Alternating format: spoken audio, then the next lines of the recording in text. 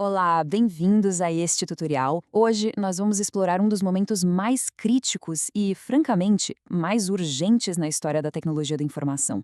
Estamos falando de uma mudança estrutural gigantesca na criptografia global, impulsionada diretamente pela chegada da computação quântica. Vamos mergulhar fundo nesse assunto fascinante, examinando detalhadamente a natureza exata dessa ameaça e, mais importante ainda, as soluções matemáticas super robustas que foram padronizadas recentemente para proteger as nossas infraestruturas digitais nas próximas décadas. Vamos começar? Certo. Aqui está o nosso roteiro de hoje. Nós vamos avançar logicamente, começando pela atual ameaça quântica e os fundamentos desse tipo de arquitetura computacional. Depois, vamos analisar a resolução do problema através da criptografia pós-quântica e do modelo LWE.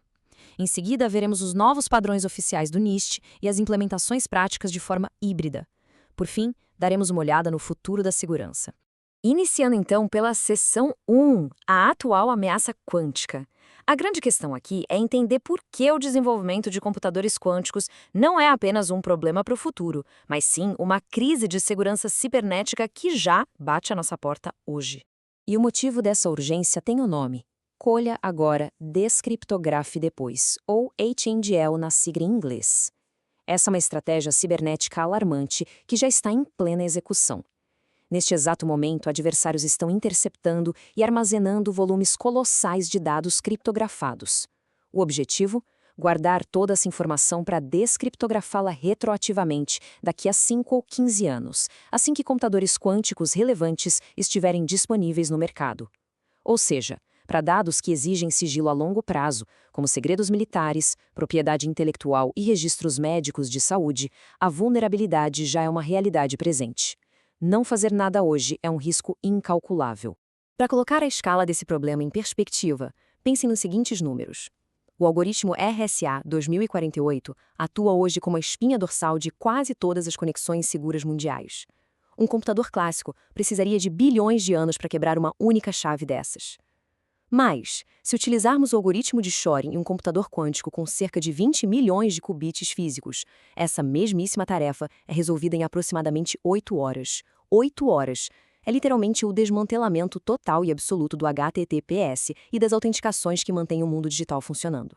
Bom, isso nos leva à seção 2. Fundamentos da computação quântica. Para compreender o porquê dessa falha iminente nas nossas defesas, precisamos entender por que a arquitetura quântica quebra as regras do jogo. Vejam só essas diferenças fundamentais. A computação clássica que nós estamos acostumados baseia-se em bits determinísticos, 0 ou 1. Já a máquina quântica opera com o qubit, que tem a impressionante capacidade de manter uma sobreposição de ambos os estados ao mesmo tempo. E vai muito além. O uso de portões lógicos probabilísticos e o fenômeno bizarro do emaranhamento quântico permitem que essas máquinas avaliem inúmeras possibilidades quase em paralelo. É justamente isso que as torna capazes de contornar a lógica sequencial e resolver problemas matemáticos antes considerados impossíveis. E construir essas máquinas é, sem dúvida, um enorme desafio de engenharia. Cada modalidade de hardware traz seus próprios compromissos técnicos. Os circuitos supercondutores são estupidamente rápidos, operando em nanosegundos, mas exigem um resfriamento criogênico extremo. Por outro lado, os íons aprisionados oferecem uma estabilidade maravilhosa, mas sofrem com a lentidão das operações. Já os fótons têm a vantagem elegante de operar em temperatura ambiente, embora lidem com perda de sinal em redes de fibra. E por fim temos os átomos neutros, que prometem uma escalabilidade massiva, mas com uma estabilidade ainda desafiadora.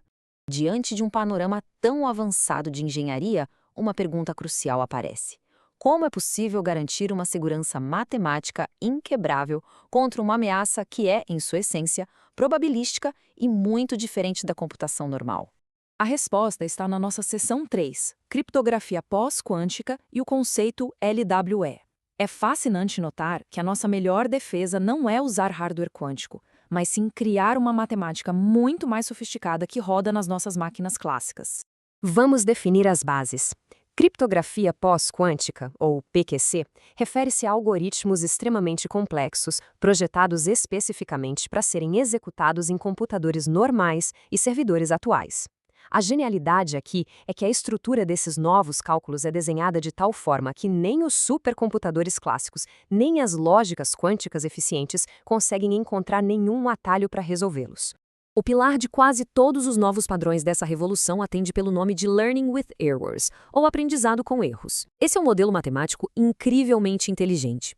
Imaginem que precisamos descobrir um vetor secreto, que chamamos de S, dentro de uma vasta série de equações lineares.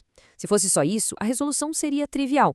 A grande mágica está na adição de um minúsculo erro aleatório, representado pela letra E. Essa pequena perturbação estocástica bagunça completamente a matemática.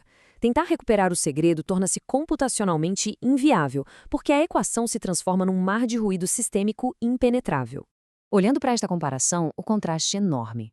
De um lado, temos o legado, os padrões RSA e curvas elípticas, que baseiam-se na fatoração de números primos e, portanto, estão fadados a serem aniquilados pelos computadores quânticos. Do outro lado, despontam as novas fortalezas pós-quânticas, os padrões ML-Ken e ML-DSA. Estes possuem um respaldo teórico inquebrável do aprendizado com erros estruturado em reticulados multidimensionais. Eles são verdadeiramente a nossa blindagem geométrica. O que nos conduz organicamente à seção 4, Padrões do NIST. O ano de 2024 marcou um ponto de virada histórico. O NIST encerrou oficialmente o debate acadêmico e validou os padrões para a fase industrial. Estas são as diretrizes oficiais da indústria, publicadas sobre a série FIPS. O FIPS 203 cuida especificamente do encapsulamento de chaves nas redes. Já os padrões FIPS 204 e 205 lidam com a tarefa complexa das assinaturas digitais, garantindo a autenticidade dos dados. E um detalhe incrível de engenharia aqui. Em determinadas operações, o modelo MLDSA consegue ser até 10 vezes mais rápido em rede do que o legado RSA 2048. Também temos algoritmos de códigos documentados como o HQC, atuando puramente como uma alternativa técnica de backup estrutural. Só para que a terminologia técnica fique 100% clara, QEN denota o mecanismo de encapsulamento de chave e DSA é o algoritmo de assinatura digital. Agora prestem atenção ao prefixo ML. Ele significa módulo lattice, ou seja, reticulados modulares. Usar esses módulos algébricos não foi um mero capricho do NIST. Isso resulta em um consumo de memória exponencialmente menor. São algoritmos robustos, mas incrivelmente elegantes, perfeitos para serem embutidos em celulares, roteadores de internet e navegadores web sem engasgar os sistemas. Seção 5. Implementações híbridas e VPNs. Entendida a matemática, como instalamos isso na prática hoje? Não é um processo do tipo desliga e liga, exige muita cautela e planejamento. A estratégia atual do mercado é chamada de criptoagilidade, usando um modelo híbrido. Pensemos no ambiente corporativo e nos túneis de VPN. Primeiro estabelece-se o protocolo padrão ICV2. Depois implementa-se uma norma fantástica chamada RFC 9370, que obriga as redes a realizarem múltiplas negociações de chaves simultaneamente.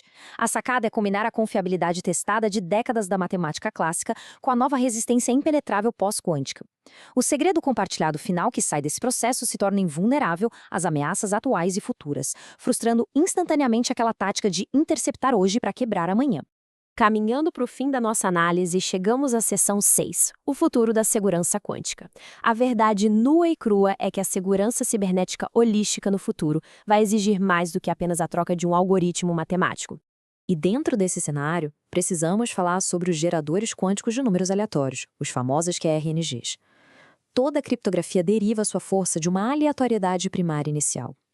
O grande problema é que a maioria dos softwares atuais gera números que são meramente pseudo-aleatórios.